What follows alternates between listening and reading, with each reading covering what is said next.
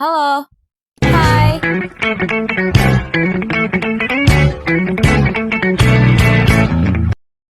Bonus, come now give it to us all that money. Super bonuses, we work so hard, it's not funny. It's time to celebrate, let's have a ball. Assalamualaikum warahmatullahi wabarakatuh. Halo semuanya, welcome back to my YouTube channel. Aku Sally Aprilia Damayanti dengan NPM A1C024054.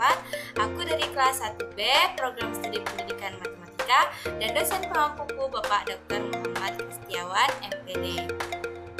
Nah, teman-teman, di video kali ini kita akan membahas tentang manajemen pendidikan non formal dan pendidikan anak usia dini. Langsung aja yuk kita bahas satu persatu. Oke teman-teman, pembahasan kita yang pertama adalah manajemen pendidikan non formal. Pendidikan non formal merupakan jenis pendidikan yang terstruktur namun tidak bersifat formal. Berbeda dengan pendidikan yang diberikan di sekolah formal seperti SD, SMP, atau SMA. Pendidikan non formal mencakup berbagai program-program pelatihan dan pengembangan yang dapat dilakukan masyarakat, misalnya melalui kursus keterampilan, pendidikan kesetaraan, yaitu paket A, paket B, atau paket C, pelatihan hingga program pengembangan komunitas. Nah, teman-teman, pembahasan kita yang selanjutnya adalah aspek-aspek manajemen pendidikan non formal. Yang pertama adalah perencanaan, yaitu menetapkan tujuan dan sasaran program pendidikan non formal, merancang kurikulum atau materi pelatihan, serta menentukan strategi pelaksanaan. Yang kedua yaitu pengorganisasian, yaitu mengatur sumber daya termasuk tenaga pendidik, fasilitas, dan dana. Pengorganisasian ini mencakup penempatan sumber daya di tempat yang tepat sesuai peran dan tanggung jawabnya. Yang ketiga adalah pengawasan dan evaluasi, yaitu memantau pelaksanaan program untuk memastikan berjalan sesuai rencana. Evaluasi diperlukan untuk mengukur keberhasilan dan dampak dari program serta melakukan perbaikan jika diperlukan. Nah, pembahasan selanjutnya yaitu karakteristik dari pendidikan non formal. Yang pertama adalah fleksibilitas dalam kurikulum dan waktu. Yang kedua, berorientasi pada kebutuhan masyarakat atau individu. Yang ketiga, metode pembelajaran yang lebih bervariasi dan interaktif. Yang keempat adalah fokus pada pemberdayaan masyarakat atau pengembangan keterampilan praktis. Berikutnya adalah contoh dari program pendidikan non formal. Yang pertama adalah pelatihan keterampilan teknis seperti kursus komputer, memasak, dan menjahit. Yang kedua adalah pendidikan kesejahteraan, misalnya paket A, B, atau C untuk pendidikan dasar dan menengah.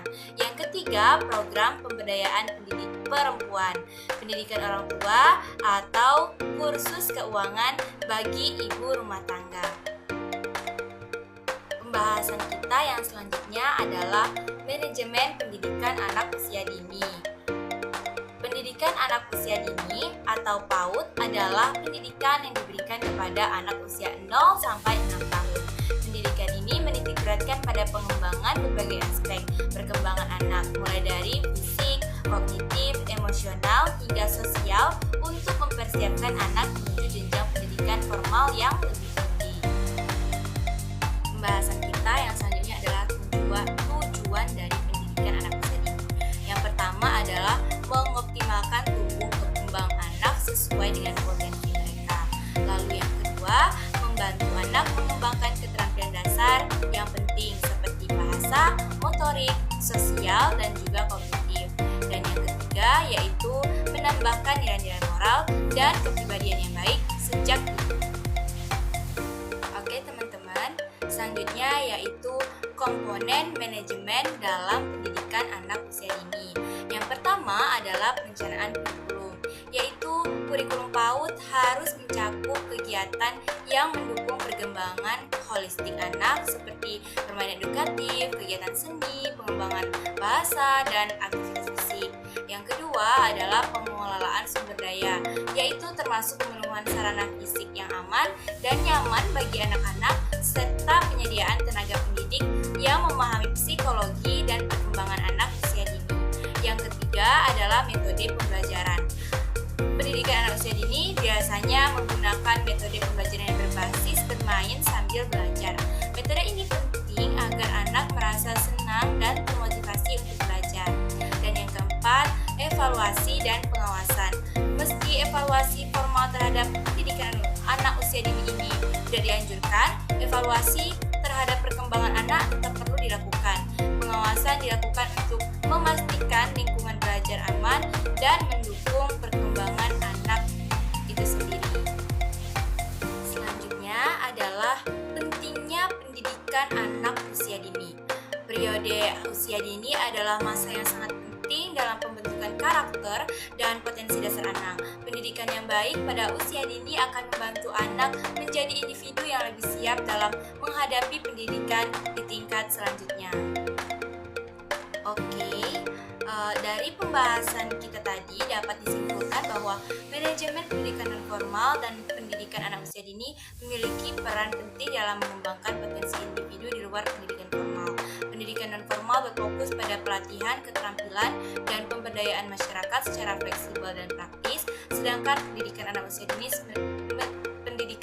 dini mendukung perkembangan holistik anak usia dini melalui bermain yang menyenangkan.